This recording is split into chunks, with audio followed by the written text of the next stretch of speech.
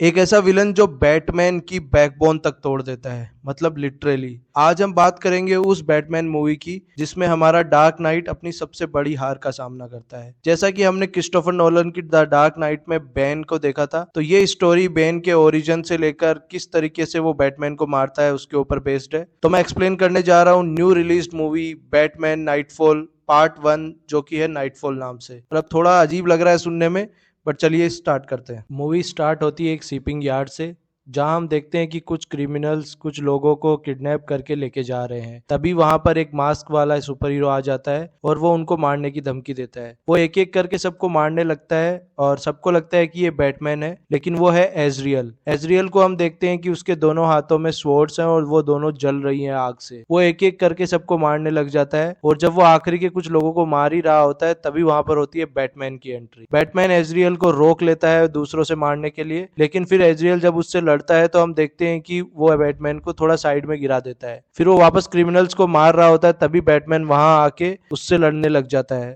और हम देखते हैं कि जो क्रिमिनल वहां से बच के भागने लगता है, वो अचानक से एक ट्रक से टकरा जाता है और वहीं पर मर जाता है। ये इंसिडेंट होते ही एजरियल तुरंत अपने असली कॉन्शियसनेस में आ जाता है और तब हमें पता चलता है कि वो एक डुअल पर्सनैलिटी का शिकार है। मतलब मून नाइट की तरह उसको भी डुअल पर्सनैलिटी है, और जो दूसरा इंसान है, जो रियल इंसान है, वो है Jean Paul. Batman Jean Paul को अपने साथ ले जाता है। फिर हम जाते हैं एक फ्लैशबैक के अंदर, जहां हम देखते हैं सेंट प्रिस्का की पेनाडूरो प्रिजन। तो ये प्रिजन के अंदर हमें देखने को मिलती है बेन की ओरिजिन स्टोरी। हमें पता चलता है कि बेन का जन्म इसी प्रिजन में हुआ था, लेकिन उसके फादर ने जो भी चीजें करी थी उसकी वजह से उसकी सजा उसे भी भुगतनी पड़ रही है। वो अपनी माँ के साथ इस प्रिजन के अंदर रहता है, वो अपनी माँ का ख्याल रखता है, लेकिन कुछ टाइम बाद उसकी माँ की भी डेथ हो जाती है। जब उसकी माँ की डेथ हो रही होती है तो एक प्रिजन का गार्ड बेन को एक मैगजीन देता है और बोलता है कि ये तुम्हें बाहर की दुनिया के बारे में बताएगी। और यहाँ पर बेन देखता है सबसे पहले गौतम सिटी को और साथ ही साथ थॉमस वेन को। और वो थॉमस वेन को अपना हीरो मान लेता है कि उसने इतना बड़ा स्ट्रॉन्ग आदमी है, उसने गौतम को इतना अच्छा बनाया, इतने पैसे का सही यूज किया। और फिर जिस गार्ड ने उसको वो मैगजीन दी थी,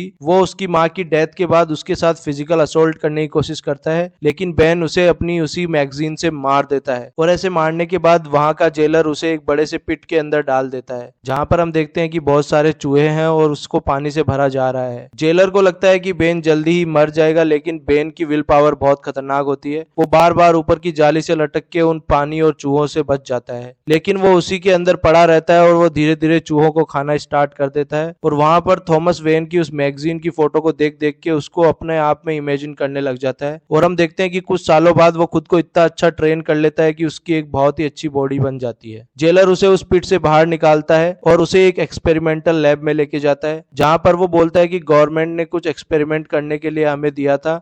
अब हमारे पास जितने भी लोग थे सब मरते जा रहे हैं और हमें लगता है तुम स्ट्रांग हो क्योंकि इतने टाइम से नहीं मरे हो। तो वो उसके ऊपर वो एक्सपेरिमेंट करता है और हम देखते हैं कि सबको लगता है कि बेन मर गया, लेकिन बेन नहीं मरता और एक्सपेरिमेंट सक्सेसफुल हो जाता है। एक्सपेरिमेंट सक्सेसफुल होने के बाद बेन की बॉडी 5 गुना ज्यादा बढ़ जाती है और वो वहीं पर सबको मार देता है। सारे प्रिजन गार्ड्स को मार के वो जेल से बाहर निकल जाता है। ब्रूस वेन अपने ट्रॉमास और प्रॉब्लम से बात करने के लिए एक थेरेपिस्ट के साथ बैठा है, जहां पर वो इस बात को आगे लेके आती है कि कैसे डिक ग्रेसन उसको छोड़ के चला गया और साथ ही साथ जेसन टोड की भी डेथ हो गई। तो ये दोनों बैटमैन के रॉबिन थे, लेकिन अब ये दोनों उससे दूर चले गए हैं। तो ब्रूस वेन अब एक नए इंटर्न टिम को अपने साथ लेके चल रहा है। यहीं पर जो थेरेपिस्ट है वो बैटमैन को कहती है कि तुम अपने ट्रॉमास से दूसरे लोगों को बेवकूफ बना सकते हो, लेकिन मुझे दिखता है कि तुम खुद कितने परेशान हो और तुम्हें अभी हेल्प की जरूरत है। लेकिन ब्रूस वेन इस चीज को इग्नोर कर देता है और वहां से चला जाता है। यहाँ पर हमें एक ब्रूस वेन की अलग पर्सनैलिटी देखने को मिल रही है कि वो चाहता है कि वो दूसरों की मदद करे, लेकिन वो ये मानने को तैयार ही नहीं है कि उसे खुद को भी मदद की जरूरत है। अगला सीन है आर्खम असाइलम का, जहां हम देखते हैं कि बेन अब गोथम आ गया है। वो आर्खम असाइलम के एक गार्ड पे अटैक करके वहां पर बॉम्ब सेटअप कर देता है और बॉम्ब से पूरे आर्खम असाइलम के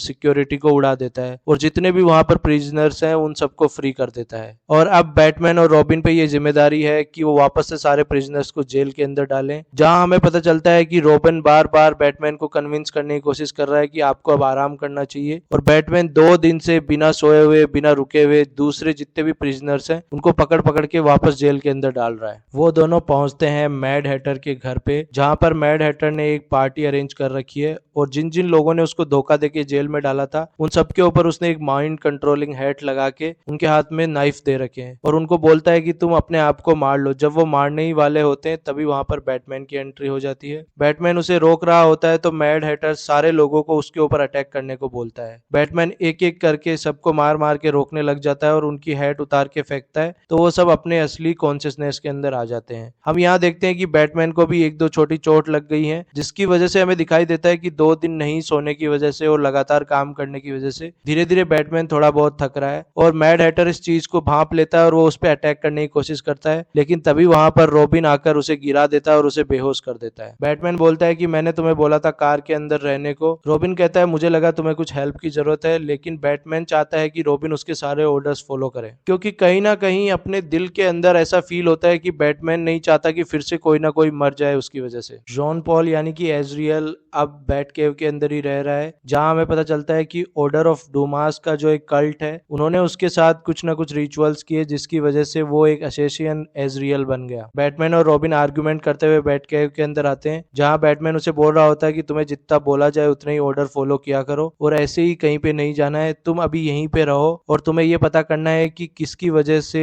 आर्खम असाइलम के अंदर वो बॉम्ब अटैक हुआ था और तुम जॉन पॉल के साथ मिलकर उसकी स्किल्स का काम लो और इसके बारे में पता करो। एल्फ्रेड उसे कुछ खाने को बोलता है, लेकिन बैटमैन बिल्कुल भी नहीं रुकना चाहता। वो बोलता है कि मैं कुछ सप्लाईज लेके वापस जा रहा हूँ। यहाँ पर हम देखते हैं कि बैटमैन थक चुका है, लेकिन फिर भी वो रुकने का नाम नहीं ले रहा, क्योंकि बाहर बहुत सारे क्रिमिनल्स ऑन लूज हैं। बैटमैन के जाते ही रॉबिन भी एल्फ्रेड को बताता है कि वो भी अब पता करने के लिए आर्खम असाइलम में ही जा रहा है और वो बैटमैन की कोई भी बात नहीं मानता। वो जॉन पॉल को अपने साथ लेकर आर्खम असाइलम की तरफ निकल जाता है। असाइलम से भागे हुए क्रिमिनल जैज ने कुछ वुमेन्स को पकड़ के उन्हें होस्टेजेस बना रखा है। पूरी गौतम पुलिस उस गेट के बाहर इंतजार कर रही है बैटमैन कब आए। कमिश्नर गॉर्डन किसी को भी अंदर जाने को नहीं दे रहे, क्योंकि उन्हें लगता है कि बैटमैन आके इस चीज को हैंडल कर सकता है। तभी वहां पर एक पुलिस ऑफिसर होती है जिससे रुका नहीं जाता और वो पीछे के रास्ते से उस घर के अंदर घुसती है और वो धीरे धीरे जैज की तरफ बढ़ती है। जैसे ही वो वहां जाती है तो देखती है कि उसने पहले ही एक लड़की को पकड़ रखा है, तो वो पुलिस ऑफिसर उस गन को फेंक देती है और बोलती है कि तुम उस लड़की को छोड़ के मुझे पकड़ लो। वो उस लड़की को छोड़ के पुलिस ऑफिसर को पकड़ लेता है और उसे मारने की कोशिश कर ही रहा होता है कि तभी वहां पर बैटमैन की एंट्री हो जाती है। बैटमैन धीरे धीरे जैज की तरफ बढ़ता है, लेकिन जैज को बिल्कुल भी उसका डर नहीं है और बैटमैन कैसे भी करके उस पुलिस ऑफिसर को साइड हटा के उससे लड़ने लग जाता है। बैटमैन इतने खतरनाक पंचेस मारता है कि जैज नीचे गिर जाता है और वो उसे जोर जोर से फेस के ऊपर पंच मारने लग जाता है। कई देर तक उससे कंट्रोल नहीं होता, लेकिन वो पुलिस ऑफिसर वहां उसको बोलती है तो वो रुक जाता है। और यहाँ हम देखते हैं कि बैटमैन जो थका हुआ है वो एंगर उसका यहाँ निकल रहा है और यहाँ पर पुलिस ऑफिसर भी उसको बोलती है कि मुझे लगा था तुम इनके जैसे नहीं हो, लेकिन तुम तो बिल्कुल इनके जैसे ही निकले। बैटमैन वहां से गायब हो जाता है और जैसे ही कमिश्नर गॉर्डन आता है तो पुलिस ऑफिसर उसको बोलती है कि आपका जो हीरो है वो कंट्रोल से बाहर जा रहा है और अगर इसी तरह वो हमारी हेल्प करेगा तो इन गुंडों से कुछ भी बेहतर नहीं है वो। रॉबिन और जॉन पॉल जब पहुंचते हैं आर्खम असाइलम तो उन्हें वहां पर एक बड़ा सा खड्डा हुआ दिखाई देता है, जहां पर उन्हें लगता है कि यहाँ पर तो पुलिस रिपोर्ट के अनुसार गैस एक्सप्लोजन हुआ था, लेकिन ये किसी न किसी तरीके से बॉम्ब के और एक्सप्लोजिव्स के पैटर्न लग रहे हैं। वहां पर कुछ गिरे हुए एक्सप्लोजिव्स को मेजर करने के बाद रॉबिन को पता चलता है कि ये एक सेम फैमिली जो थी जो एक्सप्लोजिव बनाती है उससे मैच करते हैं और वो थी बर्टिनेली क्राइम फैमिली। तो रॉबिन कहता है कि हमें बर्टिनेली फैमिली से पूछताछ करने के लिए जाना चाहिए। वो लोग वहां से निकलते हैं तो हम देखते हैं कि ये सब कुछ बेन पहले से ही देख रहा होता है। रॉबिन और जॉन पॉल पहुंचते हैं बर्टिनेली क्राइम फैमिली के घर पर, जहां पर वो सीधा अटैक करके उनके जो मेन मेंबर है उनको पकड़ लेते हैं और वो उससे पूछताछ करना स्टार्ट करते हैं। तो बार बार धमकाने के बाद वो बताता है कि किस तरीके से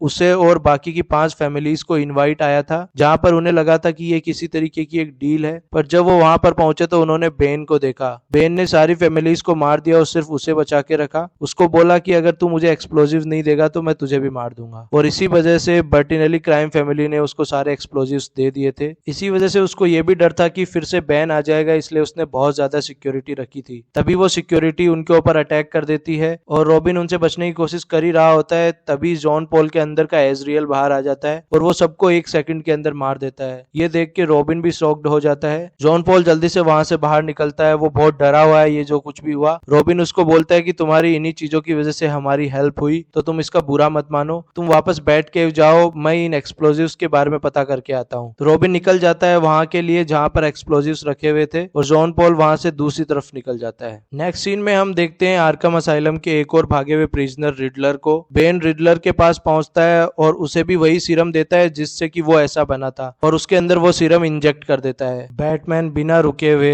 आर्कम असाइलम से भागे हुए प्रिजनर्स को एक एक करके मार के पकड़ रहा होता है और उन्हें पुलिस के हवाले करता रहता है और इसके अंदर बहुत सारे प्रिजनर्स से अटैक करते हुए उसके ऊपर भी बहुत सारे अटैक्स हो जाते हैं और हमें दिखता है कि बैटमैन बहुत ही ज्यादा थक चुका है, साथ ही साथ उसे हेलुसिनेशन भी होने लग जाता है। फिर जब वो एक आखिरी क्रिमिनल को पुलिस के सामने लाके डालता है और वहां से निकल रहा होता है तो वहां के पुलिस वालों को भी देख के लगता है कि ये बैटमैन अब बहुत ज्यादा थक चुका है और वो बिल्कुल भी ठीक नहीं है, लेकिन फिर भी अपना बैटमैन रुक नहीं रहा है। वो जाता है स्केयर करो के पीछे। स्केयर करो अपनी गैस से उसके ऊपर अटैक करता है जिससे उसे अलग अलग हेलुसिनेशन दिखने लग जाते हैं, जैसे कि पिछले रॉबिन की डेथ और साथ ही साथ उसके घर वालों के साथ जो हुआ, उसके फादर मदर की डेथ हुई थी, वो सब कुछ। यानी कि उसके जो सबसे बड़े डर है वो बाहर आ रहे होते हैं कि आगे चल के टीम भी मर जाएगा।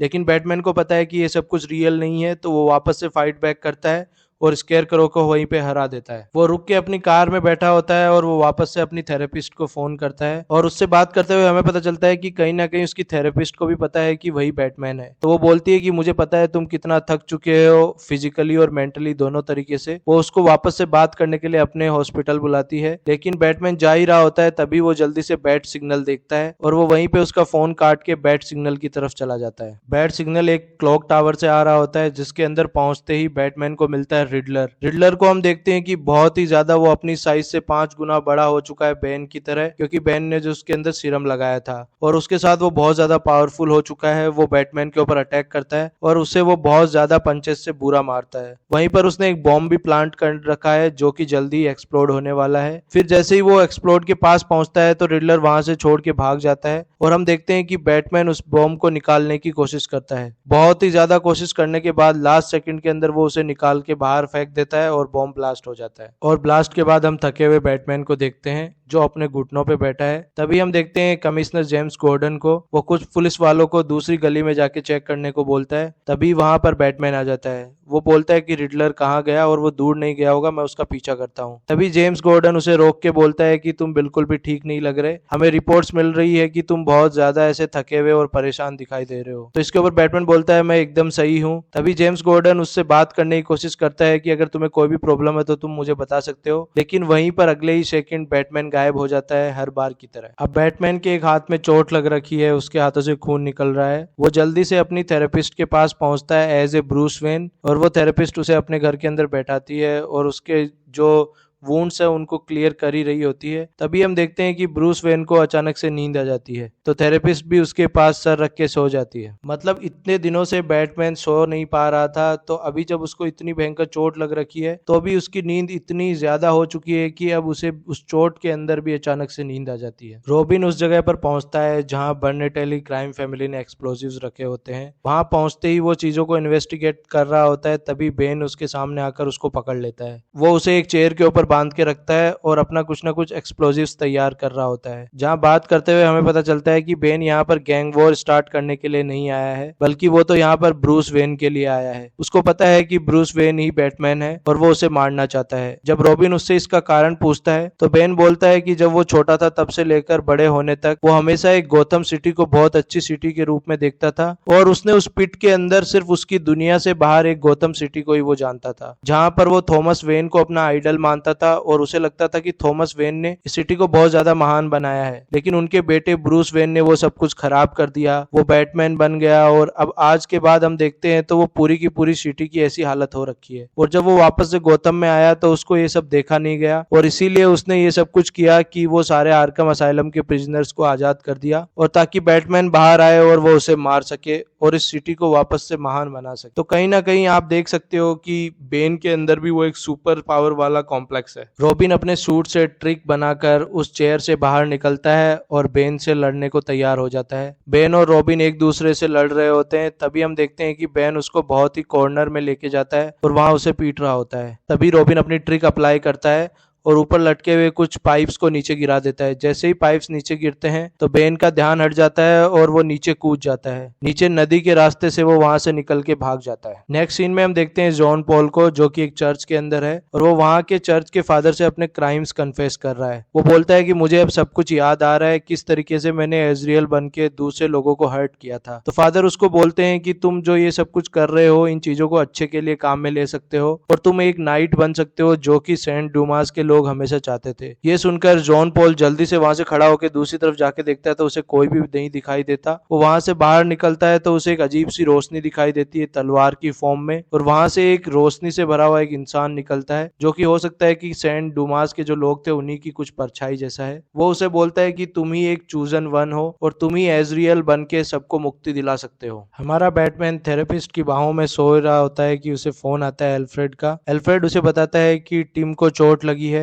ये सुनते ही बैटमैन वहां से निकल के जल्दी से बैट के पहुंचता है, जहां हम देखते हैं कि एल्फ्रेड टिम के वुंड्स को स्टिच कर रहा होता है। बैटमैन आते ही टिम के ऊपर गुस्सा हो जाता है कि मैंने तुम्हें बोला था तुम्हें यहीं रुकना है, तुम रुके क्यों नहीं। टिम बोलता है कि आपने मुझसे कहा था कि चीजों का पता करो, लेकिन आपके वर्ड ये नहीं थे। लेकिन बैटमैन को और ज्यादा गुस्सा आ जाता है, क्योंकि उसे कहीं ना कहीं लगता है कि ये सब करने से कहीं उसकी भी डेथ ना हो जाए। वो उससे बहुत ज्यादा गुस्सा हो जाता है और वो उसे बोलता है कि मैं तुम्हें अभी से फायर कर रहा हूँ। ये सब सुन के एल्फ्रेड बोलता है कि आप थक गए हैं, आप थोड़ा आराम कर लीजिए और मैं खाना लगा देता हूँ। लेकिन बैटमैन ना आराम करने को तैयार है, ना ही कुछ खाने को, और वो वहां से गुस्से के अंदर चला जाता है। थोड़ी देर बाद उसे रियलाइज होता है तो वो वापस आता है उनसे बात करने के लिए। तभी हम देखते हैं कि उसे पूरा का पूरा घर डार्कनेस के अंदर मिलता है और साथ ही साथ उसे एल्फ्रेड और टीम नीचे गिरे हुए मिलते हैं और वहीं पर उनके सामने खड़ा होता है बेन। और यहीं पर सबसे पहले बैटमैन मिलता है बेन से और बेन उसको बोलता है कि अब टाइम आ गया है कि मैं तुम्हें मार दूं। वो कहता है कि तुम ही इस गौतम सिटी की सबसे बड़ी वीकनेस हो, और ये बोलते ही वो अपने सूट को पावर ऑन करता है, जिससे कि जितना भी सीरम था वो उसके बॉडी के अंदर चला जाता है। और हम देखते हैं कि बेन अब और भी ज्यादा डेंजरस हो गया है, वो अपनी साइज से और ज्यादा बड़ा हो गया है और वो बैटमैन के सामने खड़ा होता है उसे मारने के लिए। बेन बैटमैन को कहता है कि मैंने सुना है तुम सबसे ग्रेट डिटेक्टिव हो, लेकिन तुम्हें मेरी चाल के बारे में बिल्कुल भी पता नहीं चला।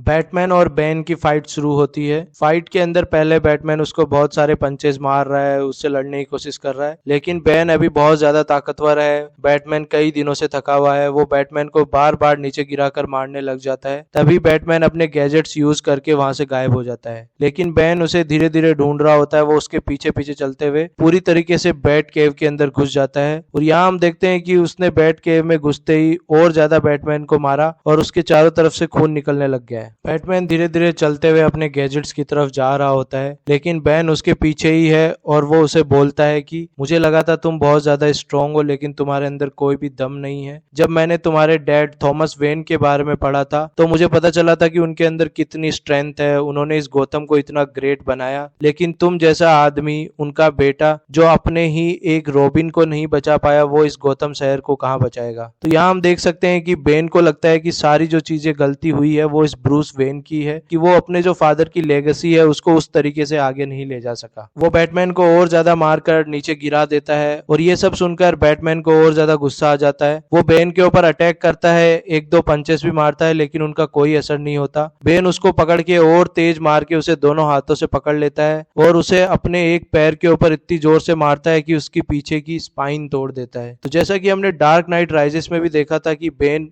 ब्रूस वेन को मारता है, उसी तरीके से यहाँ पर वो उसकी स्पाइन तोड़कर उसको नीचे फेंक देता है। बैटमैन अधमरी हालत के अंदर नीचे गिरा हुआ है। दूसरी तरफ हम देखते हैं कि रॉबिन और एल्फ्रेड दोनों ठीक है। वो न्यूज देख रहे होते हैं तो उन्हें दिखाई देता है बैटमैन वहीं पर। हम दूसरी तरफ देखते हैं कि कमिश्नर गॉर्डन, पुलिस वाले बाहर इंतजार कर रहे हैं कि क्या हुआ है, क्योंकि उनका जो पुलिस स्टेशन था वहां पर एक और एक्सप्लोजन हुआ है और वहां पर आग लग रखी है। तभी हम देखते हैं कि उस पुलिस स्टेशन की छत के ऊपर है बेन। बेन खड़ा होता है और बोलता है कि गौतम को अब टाइम आ गया है खुद की फ्रीडम चूज करने का, और ये एक जो बैटमैन है इसकी चंगुल से आजाद होने का। उसे लगता है कि वही बैटमैन से आजाद करा पाएगा गौतम को और यही उसके लिए अच्छा है। वो बैटमैन को अपने दोनों हाथों के अंदर उठाता है। पूरा गौतम और सब लोग अब डरे हुए हैं कि एक ऐसा विलन आया है जिसने बैटमैन को ही मार दिया है। वो उसे उठाकर सीधा नीचे फेंक देता है और बैटमैन जाके गिरता है सीधा ही बैट सिग्नल वाली जो लाइट है उसके ऊपर। फिर पुलिस वाले उसके ऊपर गोलियां चलाते हैं, लेकिन बेन पे कोई असर नहीं होता। वो वहां से चुपचाप निकल जाता है और हम देखते हैं कि बैटमैन नीचे गिरा हुआ है। सभी लोगों को धीरे धीरे डर लग रहा है कि अब पूरी शहर के ऊपर क्या होगा।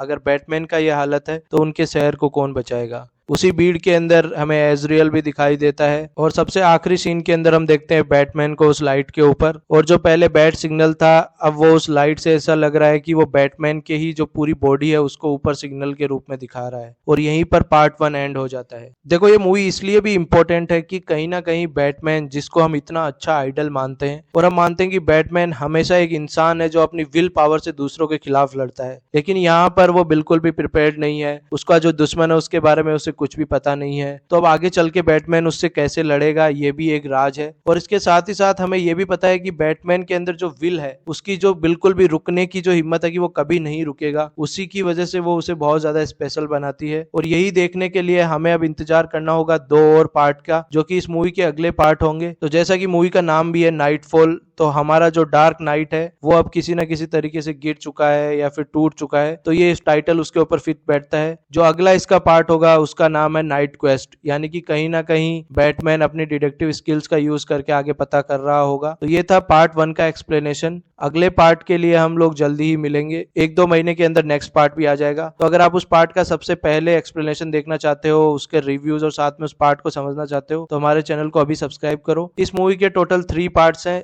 जैसे कि पहला है नाइटफॉल, दूसरा नाइट क्वेस्ट और तीसरा है नाइट्स एंड। और ये सारे बेस्ड हैं कॉमिक बुक के ऊपर। अगर आप चाहते हो कि उस कॉमिक बुक को भी हम पूरी तरीके से डिकोड करें तो प्लीज कमेंट करो। अगर हमारे पास 10 कमेंट से ज्यादा आते हैं तो हम उस कॉमिक बुक के ऊपर भी बात करेंगे। बाकी नेक्स्ट वीक जल्दी हम इस मूवी के ऊपर और चीजों को भी डिकोड करेंगे, बैटमैन और बेन की पावर के बारे में बात करेंगे। तो वो सब देखने के लिए अभी वीडियो को लाइक और चैनल को सब्सक्राइब करना मत भूलना। हम टारगेट करते हैं 400 मोर सब्सक्राइबर का, और मिलते हैं नेक्स्ट वीडियो के अंदर। बाय।